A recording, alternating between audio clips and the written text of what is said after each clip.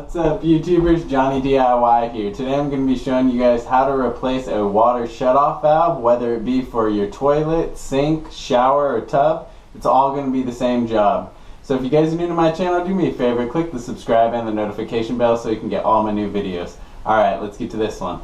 Okay, first thing you're going to want to do is turn off your water main or a water supply valve that cuts off to that water line. Okay, we'll go ahead and open up our sink and let all the water out. Then you're going to want to put a little bucket underneath, and you're going to take your adjustable wrench or some pliers, plumbing pliers.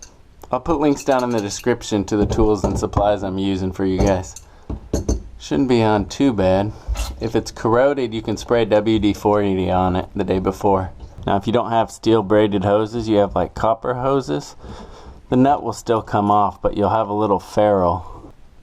A little copper ferrule like that. Now we can take the valve off. Use our adjustable wrench again.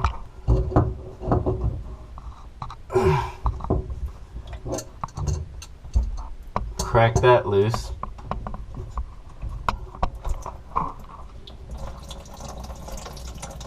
Let that drain. Go ahead and unscrew it off by hand.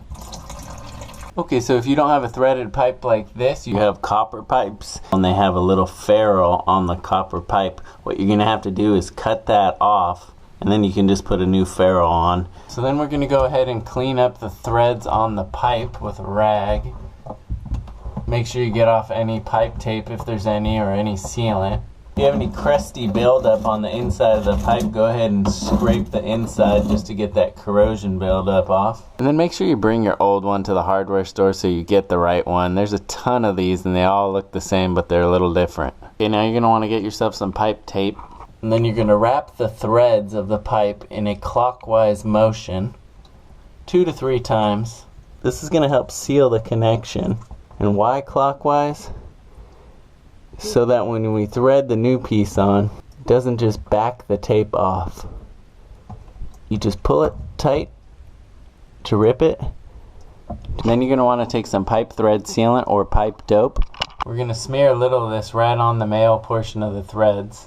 This is like a double safety, so that we ensure we don't have leaks. It's worth the extra steps to not have to take something apart again and again. And then we can go ahead and start hand threading on our new valve.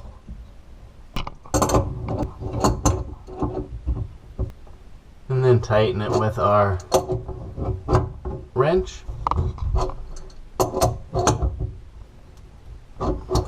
Now sometimes you may need to hold this back pipe with pliers if it starts to spin. You want to point the valve so that when we connect our supply line, it doesn't put the supply line in a funny position where it's really tight. Then we can go ahead and hook our water supply line back up to the valve. Hand tighten this. That doesn't need any special thing on the thread or anything. And then after you get it tight, you want to take your wrench. We're going to want to turn it half a turn or so. This has a rubber gasket, so you don't have to tighten it too much. But be careful of those supply lines. You don't want it twisting when you turn it. You want this to have no tension on it. And lastly, we can go ahead and open our water valve back up, our main valve. Okay, then we want to open up our valve slowly. Okay, now we can go ahead and turn our faucet back on and we'll check for leaks. Check for leaks on the hose as well as the connection in the back.